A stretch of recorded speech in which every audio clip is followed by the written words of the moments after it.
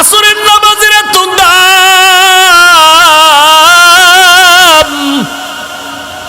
আমি প্রায় সময় ঘটনাটা বলি। ওই ভারতের জমিনে ওলিয়ে কামেল, যার নামে আজও দিল্লি শহরের মধ্যে দাঁড়িয়ে আছে কুতুব মিনার, ওই কুতুবউদ্দিন বখতিয়ার কাকি রহমাতুল্লাহ আলাইহি জবরদস্ত একজন ওলিয়ে কামেল কুতুবুল আলম। ইন্তেকালের সময় খাদেমকে ডেকে বললেন, রে খাদেম, আমি আর বোধহয় বেশি দিন বাঁচবো না, মরণাপন্ন হয়ে যাচ্ছি। ইশারাতান কেমন যেন মনটা খারাপ লাগতেছে। বিদায় বেলা দুইটা ওসিয়ত করে যাই, করায় গন্ডায় পালন করবি। এক নম্বরে মরণের পরে জানাজা পড়ায় তাড়াতাড়ি দাফন করে দিবি, দেরি করবি না। নবী বলছেন, মাইয়েতের দেরি করিয়া জানাজা দিলে মাইয়েত বড় কষ্ট পায়, তাড়াতাড়ি দাফন করে কবরে রাখবি। এক নাম্বার। আমরা করি উল্টা। কেন? ছেলে কানাডায় রইছে, না আইলে জান্নাতের টিকিট দেওয়া যাবে না, জানাজা হবে না। অথচ যে ছেলের জন্য বাবার লাশটা এখনো রেডি করতে চায় না, জানাজা পড়তে চায় না, ওই ছেলে বিদেশে নামাজ পড়ে না, রোজাও রাখে না, ওই ছেলে মোনাজাত দিলেও কবুল হওয়ায় ভিতরে সন্দেহ। এই সন্তানের অপেক্ষায় করে কি লাভ? নবীর কথা মতে জানাজা পড়ায় যদি দাফন করে দিতা, আর সন্তান এসে এলাকার আলেম ওলামা নিয়া যদি কবরের কিনারায় গিয়া দোয়া করত, রব্বির হামহুমা কামা রব্বায়ানি সগীরা, আলেম ওলামাদের দোয়া সন্তানের চোখের পানি বাবার কবর শান্তির ঘর হয়ে যেত। কুতুবউদ্দিন বখতিয়ার কাকি বলেন, এক নম্বর ওসিয়ত, আমার জানাজা তাড়াতাড়ি পড়ায় দাফন করে দিবি। দুই নম্বর ওসিয়ত, আমার লাশটা যখন ময়দানে যাবে হাজার হাজার ভারতের আলেম ওলামা আসবেন, তবে যে কোনো আলেম যেন আমি কুতুবউদ্দিনের জানাজার ইমামতি না করে।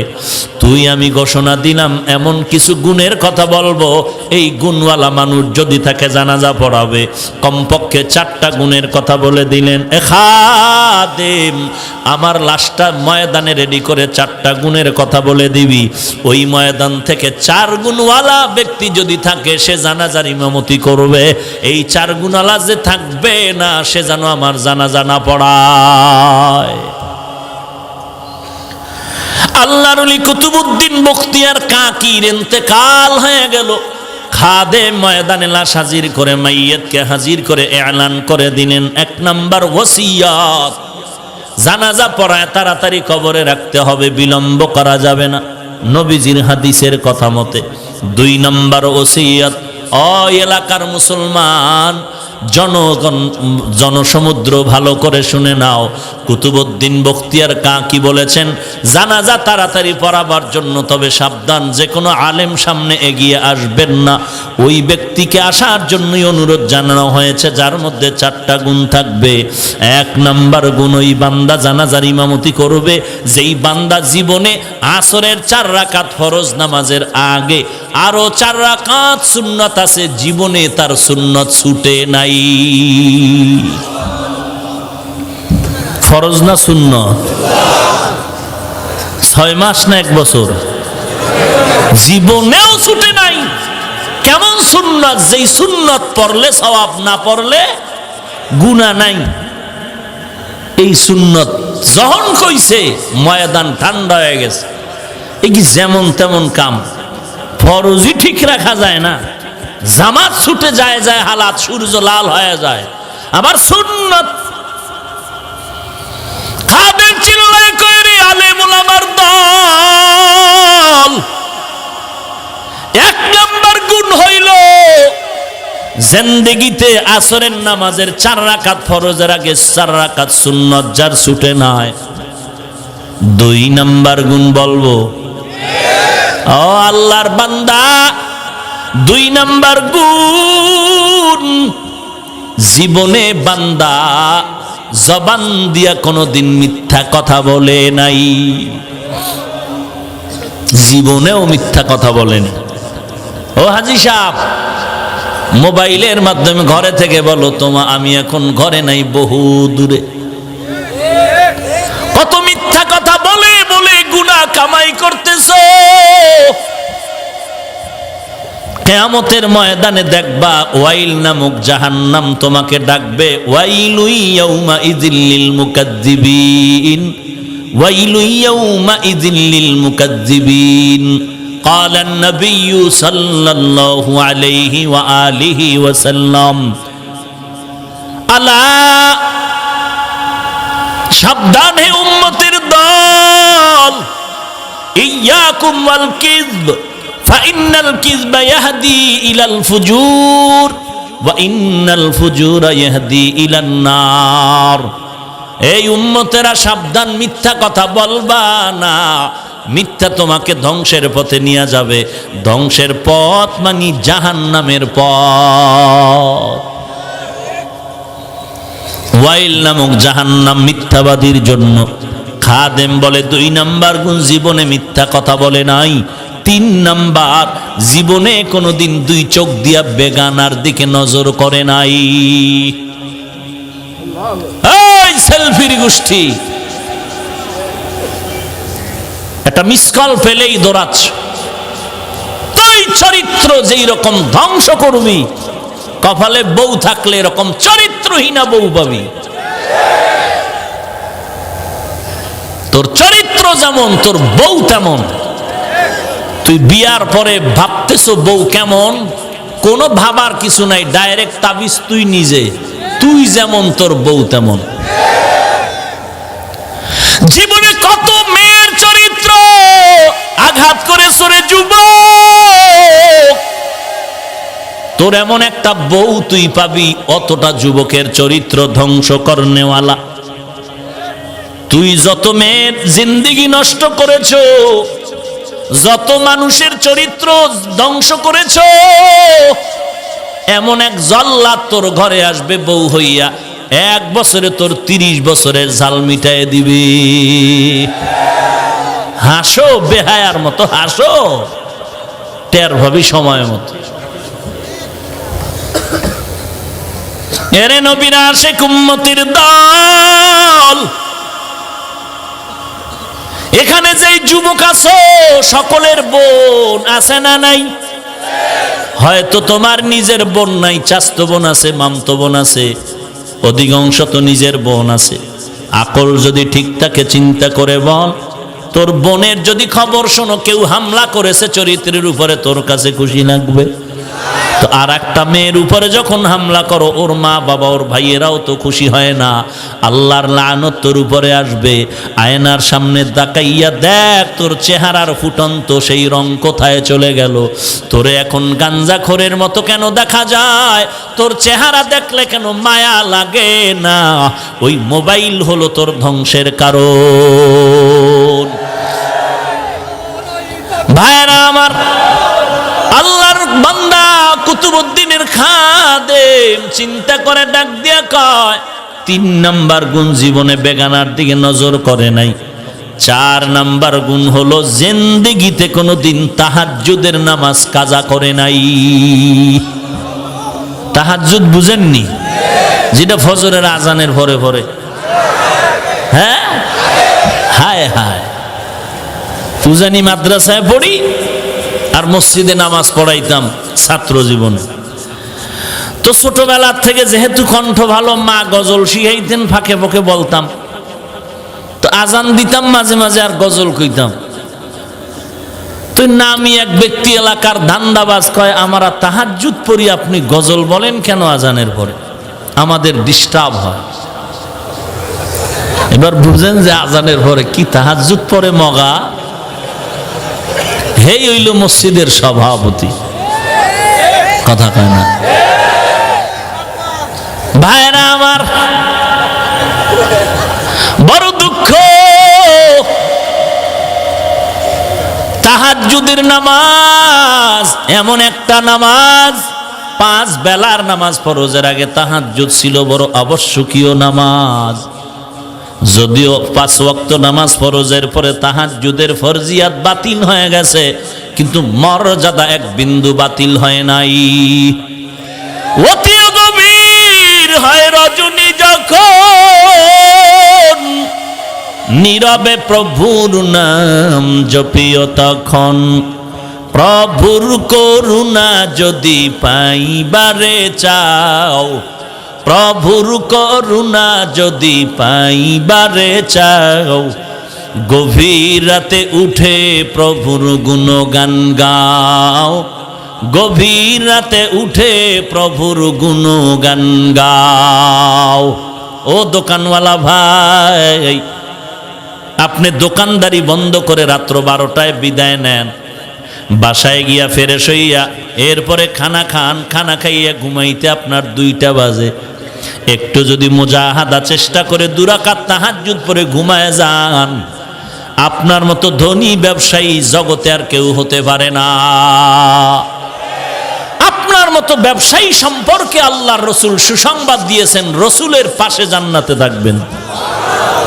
আত-তাজিরুস সুদুকুল আমিন মা'আন নাবিয়্যিনা ওয়াস-সিদ্দিকিন ওয়াশ-শুহাদা'i ওয়াস-সালিহিন। সৎভাবে যারা ব্যবসা করবে আল্লাহর নবীর তরিকা মতে। নবীর তরিকা বুঝেন কি? বিক্রি করা মাল ফেরত নেওয়া হয় না। কেন এই সাইনবোর্ড নাই দোকানে? বলেন। যারা লেখে বিক্রি করা মাল ফেরত নেওয়া হয় না তারা ধোঁকাবাজ, আর যারা লেখবে অবশ্যই বিক্রি করা মাল ফেরত নেওয়া হয় তারাই হলো নবীর আদর্শের ব্যবসায়ী। কেউ যদি একটা মাল ফেরত দিয়ে কয় ভাই টাকা দাও, ও দোকানওয়ালা ভাই, আপনি যদি মালটা রেখে টাকা ফিরাইয়া দেন, ওই মাল আল্লাহর পথে দান করার সমান সওয়াব এমনিই পেয়ে যাবেন। কত সহজ ব্যবসা করে জান্নাতে যাওয়া। আর মুসলমান ব্যবসা করতে গিয়া মিথ্যা কসম করে, কিছু আমরা বললেই বলে মিথ্যা চালা সারা ব্যবসা চলে না, হুজুর কি করব। খাদেম দাঁড়ায় বললেন 4 নাম্বার গুণ জীবনে তাহাজ্জুদ যার ছুটি নাই। একটা আর 2টা না, কঠিন 4টা গুণের কথা বলার পরে ময়দান থেমে গেল। কার আছে এই গুণ? খাদেম চিল্লায় কয় দেরি কেন, দেরি কেন, তাড়াতাড়ি নাও। অবশ্যই তো 4 গুণওয়ালা বান্দা এখানে আছে, না হয় কুতুবউদ্দিন বলে যাইতেন না। কেন দেরি করেন, তাড়াতাড়ি জানাজা পড়ায়া দেন। এই কথা বলার পরে হঠাৎ করে ময়দানের পেছন থেকে একটা চিৎকারের আওয়াজ আসলো। পেছন দিক দিয়ে একজনে ডাক দিয়ে কয় একটু রাস্তা করে দে, কুতুবউদ্দিনের কাছে যাওয়ার মতো একটু রাস্তা বানায় দাও। সকলের নজর কেড়ে নিল, ওই বান্দা রাস্তা করে দিল। সবাই ভাগ্য নির্ণয় করে কপাল এত ভালো কার। তাকায় দেখতেছে, চিৎকার মেরে মেরে দৌড়ায় সামনে আসলো। সামনে এসে চিল্লায় কয় কুতুবউদ্দিন, কি সর্বনাশ না করেছো? আমার এই 4 গুণের খবর আমার স্ত্রীও জানে না। আমার এই 4 গুণের সম্পর্ক আমার আল্লাহ তাআলার সাথে গোপন। আজকে এমন ভাবে ঠেকায় দিলের কুতুবউদ্দিন, জানাজা না পড়ায় উপায় নাই, বেঁচে থাকতে পারলাম না। জানাজা পড়ায় দিলেন কোন ব্যক্তি? মনে হয় যেন কোন দরবার শরীফের কুতুবে আলম। না না, ইতিহাসের পৃষ্ঠা বলে ভারতের জমিনে রাষ্ট্র পরিচালনার মধ্যে একজন রাষ্ট্রনায়ক শামসুদ্দিন আলতামাস রহমাতুল্লাহ আলাই। একদিকে দেশ চালায়, অপর দিকে তাহাজ্জুদ কাজা হয় না। একদিকে দেশ পরিচালনা করে, অপর দিকে বেগানার দিকে নজর করে জীবনে তাকায় নাই। একদিকে দেশ শাসন করে, অপর দিকে তার আসরের আগে 4 রাকাত সুন্নাত ছুটে নাই। একদিকে দেশ পরিচালনা করে, অপর দিকে জবান দ্বারা কখনো মিথ্যা কথা বলে না। ওয়াল আসর, সময়ের শফাত। আখিরাতের লাইনেও যদি সময়টারে কাজে লাগাও রে ভাই, এখন কেউ বের হইয়া বাসায় গিয়া কেউ ঘুমাবে না। 10 বছর আগে যদি বলতো বিশ্বাস করা যাইতো, কিন্তু বর্তমান বাঙালি ভোর 4টার আগে ঘুমায় না, মোবাইলের সাথে মোলাকাত করে করে সময় কাটায়। ফজরের আজান দেওয়ার আগেই নাক টেনে ঘুম যায়, ফজরের নামাজের খবর নাই। এখানে যারা বসে আছেন, প্রত্যেকটা সেকেন্ড আপনার নেকের পাল্লায় লেখা হচ্ছে। আরো আস্তে করে বলেন, সময়ে থাকিতে করো উন্নতি কামনা, সময় ফুরিয়ে গেলে আর তো পাবে না। সময়ের বড় দাম। মদিনার নবী বলেন, উম্মতিরা রে, কেউ যদি এশার নামাজ জামাতে পড়ে ঘুমাও, ঘুম থেকে যদি উঠে আবার ফজরের নামাজ আদায় করে নাও, ঘুমাইয়া যেই সময়টারে কাটাইলি ওই সময়টাও নেকের পাল্লায় ওজন দেওয়া হবে। একটুখানি নেকের তরে রোজ হাসরের মাঠেতে বাবা ঘুরবে ছেলের পিছে, ছেলে বাবার আগেতে। আহাতে মন কঠিন দিনেতে নামাজ তোমায় ভুলবে না, ঠিক মতো পড়িলে নামাজ জান্নাত তোমার ঠিকানা। ঘুমের চেয়ে নামাজ ভালো আর তুমি ঘুমাইও না, ঠিক মতো পড়িলে নামাজ জান্নাত তোমার ঠিকানা। খারাপ লাগেনি? ভালোই লাগে। ফজরে উঠতে ভালো লাগেনি? আমার প্রাণের ভাই বোনেরা, জলদি করে উঠে যাও, ওযু করে তাড়াতাড়ি নামাজ পড়তে লেগে যাও। আহা নবী বেনামাজির শাফাআত করিবেন না, ঠিক মতো পড়িলে নামাজ জান্নাত তোমার ঠিকানা। ঘুমের চেয়ে নামাজ ভালো আর তুমি ঘুমাইও না, ঠিক মতো পড়িলে নামাজ জান্নাত তোমার ঠিকানা। ঠিক মতো নামাজ মানে সপ্তাহে একদিন শুক্রবার জুমা, তাহলে বছরে 2 বার। তা কেমনে? হ্যাঁ, 5 ওয়াক্ত। সপ্তাহে কয় দিন? একদিন না প্রতিদিন? না পড়লে মাঝে মাঝে সমস্যা নাই তো? আপনাদের তো নাই, আছে তো পড়েন না কেন? জুমার নামাজে মসজিদ ভর্তি, রাস্তাঘাট বোঝাই। ফজরের নামাজে মুসল্লির খবর নাই কেন? সবাই আমেরিকার সফরে। হ্যাঁ, এ যুবক, আল্লাহর নবী বলেন, এশার নামাজ পড়ে ঘুমাইছো, আবার যদি ফজরের নামাজ উঠে সময় মতো আদায় করতে পারো, ঘুমাইয়া যেই সময় কাটাইলি ওই সময়টা অনেকের পাল্লায় দেওয়া হবে। এমন সুন্দর সুযোগ আমার নবীর মোহাব্বতে পাইলি, উম্মত গ্রহণ করলি না। এই সুযোগ অন্য নবীর উম্মতেরা পায় নাই। আদম আলাইহিস সালাম আল্লাহর দরবারে আরজি পেশ করেন, দুঃখ করেন, আমি আদম একজন নবী, আর মুহাম্মদ নবীর উম্মতেরা আমার থেকেও বড় দামি হবে। কেমন দামি হবে? আমি আদম নবী হইয়া একটা ভুল করেছি, মার্জিত ভুল নাকি অমার্জিত? মার্জিত ভুল করেছি, যেটা আল্লাহর কাছে ভুল না, আমি মনে করি ভুল। আমি আদম একটা ভুল করেছি, আর উম্মতে মুহাম্মদীও ভুল করবে।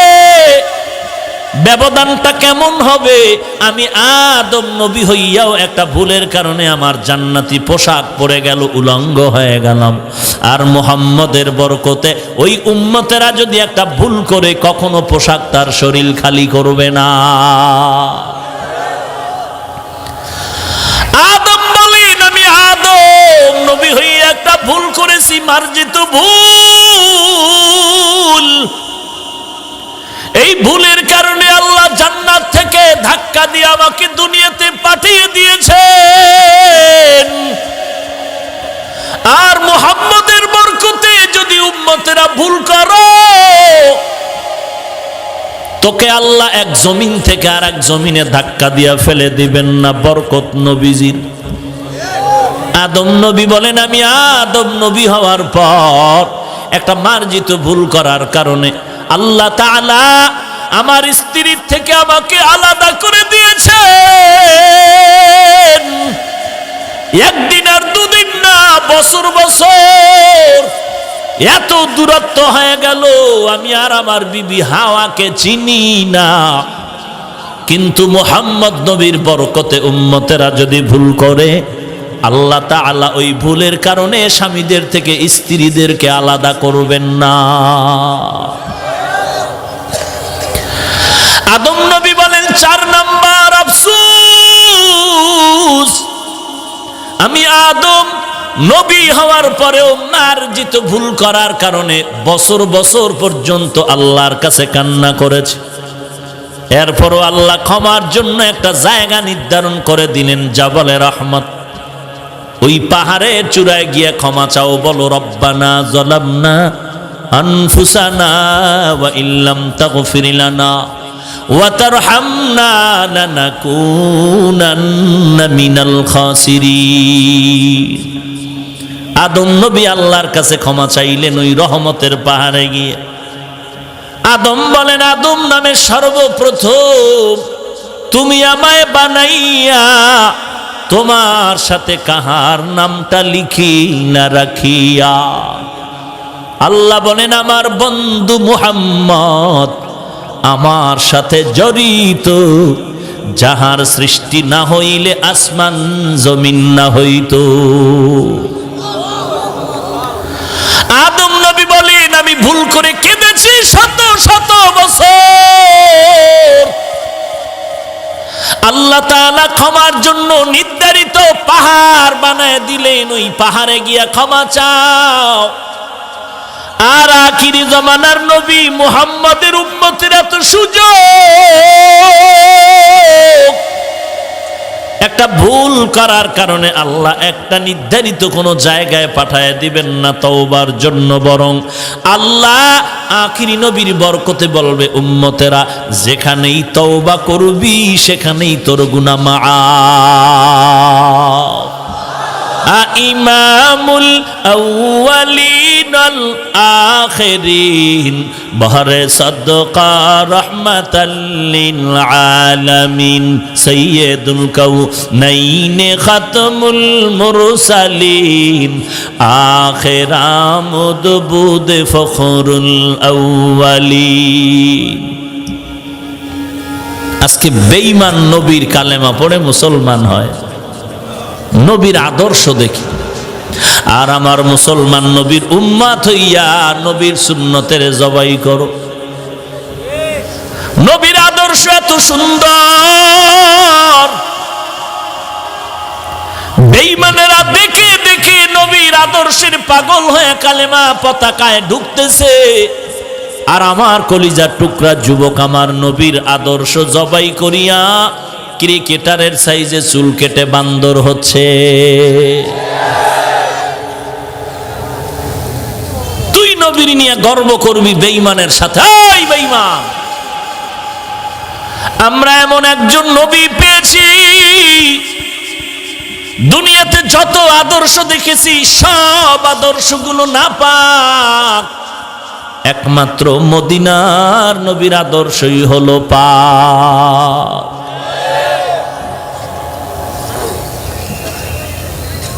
সময়টারে কাজে লাগাও রে ভাই, আখিরাতের লাইনেও যদি কাজে লাগাও বড় দাম হয়ে যাবে।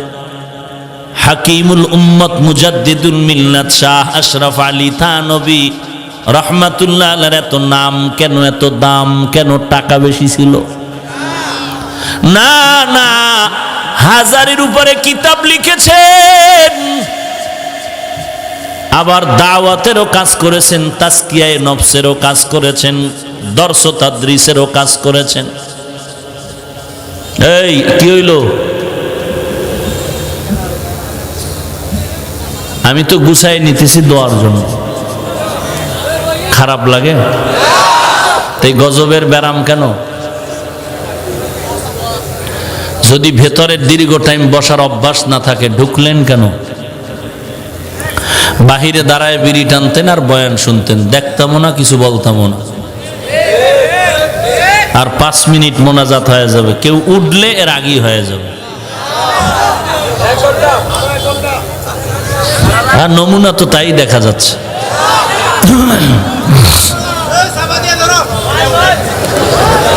আল্লাহ সব ভাইকে কবুল করেন, আরো জোরে বলেন ওয়াল আসর। আসর মানে সময়, সময়ের শপথ। হাকিমুল উম্মত 1000-এর উপরে কিতাব লিখেছেন, এত সময় পাইলেন কই? যেই কিতাবগুলো অধ্যয়ন করলে 3 জনের হায়াতের দিয়েও শেষ করা যাবে না। এটা সময়ের বরকত। কেমন সময়ের বরকত? কিতাব লিখতেছেন, কাগজের উপরে কলম ফেলে লিখতেছেন, আজান হয়ে গেল, কলম ছেড়ে নামাজে গেলেন। আল্লাহর বান্দারা তাকায় দেখে কলমটা ঘুমায় না, অটোমেটিক লেখা লিখতেছি।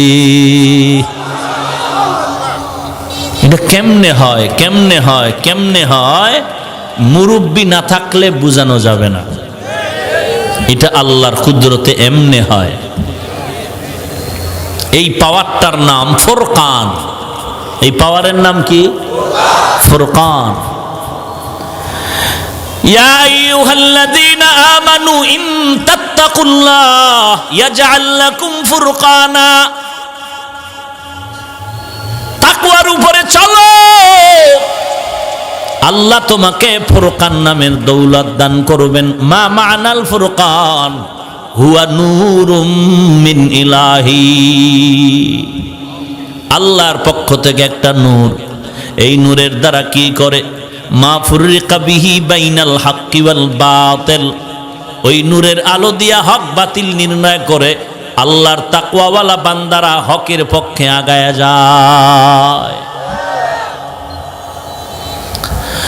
এনে নবীর আশিক উম্মতের দল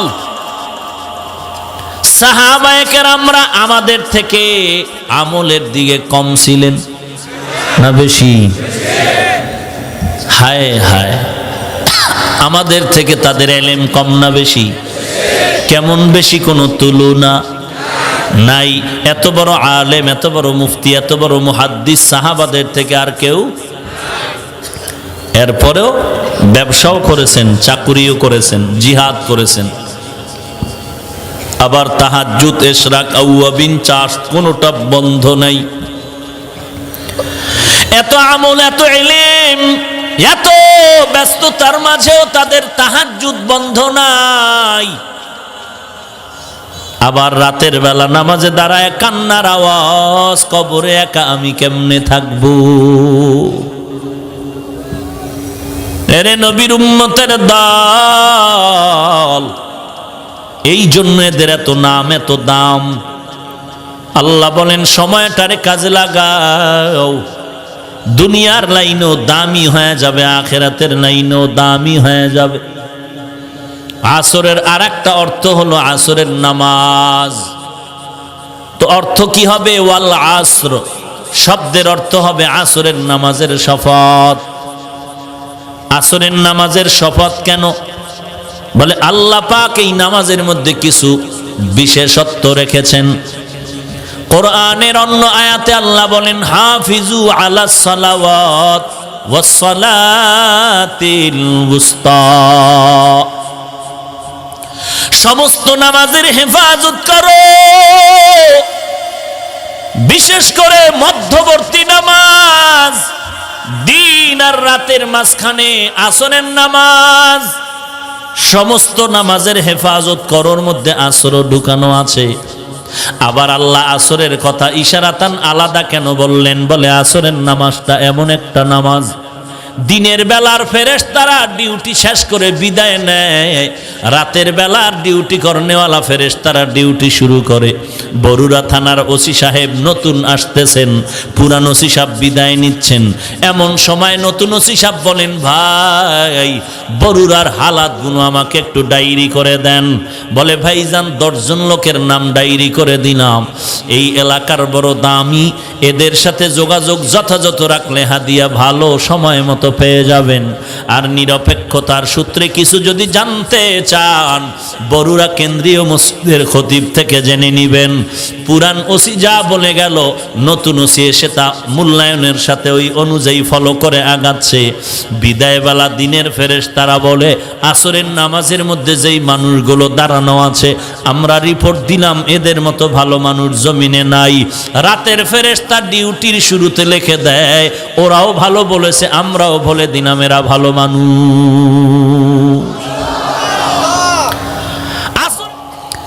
কিসের বয়ান শুনবেন যুবক? পায়ে হাত রেখে বলি, এই গভীর রাত আল্লাহর কাছে তওবা করো। দুনিয়াটা কিছুই না। একটু ঘুমের গলে বালিশে মাথা লাগায় চিন্তা করিও, এমন একটা আমল কি জীবনে করতে পেরেছ আল্লাহর কাছে পেশ করলে আল্লাহ মাফ করে দিবে? এমন একটা আমল জীবনে করছনি বলো? এই যুবক, একটা আমল তোমার মন বলে যে এটা আল্লাহর কাছে বললে আমার মাফ করে দিবে, এমন একটা আমল করছো কিনা? যদি করে না থাকো তওবা করো। তুমি করবা কি করে? সারা দিন যদি লেখাপড়ার ফাঁকে ফেসবুকে হাটহাজারীর নিয়ে গালি দাও, চরমনাইরে নিয়ে গালি দাও, দেওবন্দির নিয়ে গালি দাও, কওমির নিয়ে গালি দাও, তাবলীগ নিয়ে গালি দাও, তো হবে কেমনে? কপাল তো আরো পুড়তেছে। যারা চরমনাইয়ের বিরুদ্ধে কথা বলে, জিকিরের বিরুদ্ধে কথা বলে, যারা তাবলীগের বিরুদ্ধে কথা বলে, আল্লাহওয়ালা পীর মাশায়েখের হক্কানীদের বিরুদ্ধে কথা বলে, যারা কওমি দেওবন্দির বিরুদ্ধে কথা বলে, তারা ভণ্ড, তারা বাতিল। কোন দলিল নাই, এটাই দলিল। জিকিরের বিরুদ্ধে কথা বলাই দলিল, সে বাতিল। ভাইরা আমার, আল্লাহর কাছে তওবা করো। গীবত শিকায়াত থেকে হাতকে বাঁচাও, জবানকে বাঁচাও, নজরকে বাঁচাও। গুনাহ করে করে জীবনটারে নষ্ট করেছো। কোথায় কোন দিন কি পরিমাণ গুনাহ করেছো আব্বা আম্মা ভাই বোন কেউ জানে না, আল্লাহ জানেননি। আল্লাহ কয়, আমি জানার পরেও তোর জন্য রাগ করে পানি বন্ধ করি নাই, বাতাস বন্ধ করি নাই, বরং আমি ডাকি তওবা কর। আমি আল্লাহ তোর জিন্দেগীর তওবার বিনিময়ে সব গুনাহ মাফ করে দিব। এ যুবক ভাই, আপনার মতো আমার মতো বহু যুবক নামাজি দাড়িওয়ালা স্কুল কলেজে পড়ে আছে না নাই?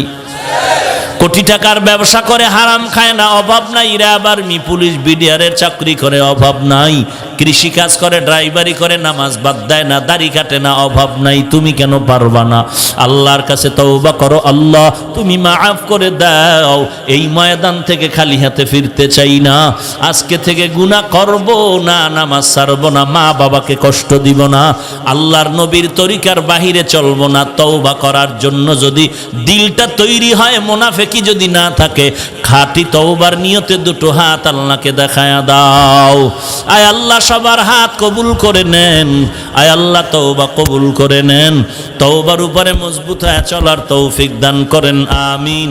আলহামদুলিল্লাহি রাব্বিল আলামিন, ওয়াসসালাতু ওয়াসসালামু আলা সাইয়্যিদিল আমবিয়া ওয়াল মুরসালিন ওয়া আলা আলিহি ওয়া আসহাবিহি আজমাইন। ইয়া আরহামার রাহিমিন, ইয়া আরহামার রাহিমিন, ইয়া আরহামার রাহিমিন। রব্বিরহামহুমা কামা রব্বায়ানি সগীরা।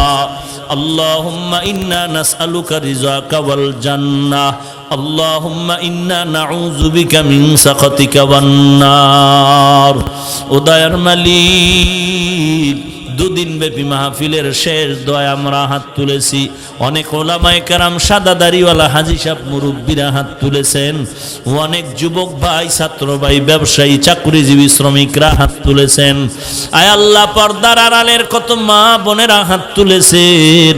মেহেরবানি করে সকলের জিন্দেগীর সব গুনাহগুলো মাফ করে দেন আল্লাহ। মাহফিল আপনি কবুল করে নেন, আয়োজনকারীদের কবুল করে নেন, সহযোগিতাকারীদের কবুল করে নেন, আলোচনার ভুল ত্রুটি ক্ষমা করে দেন।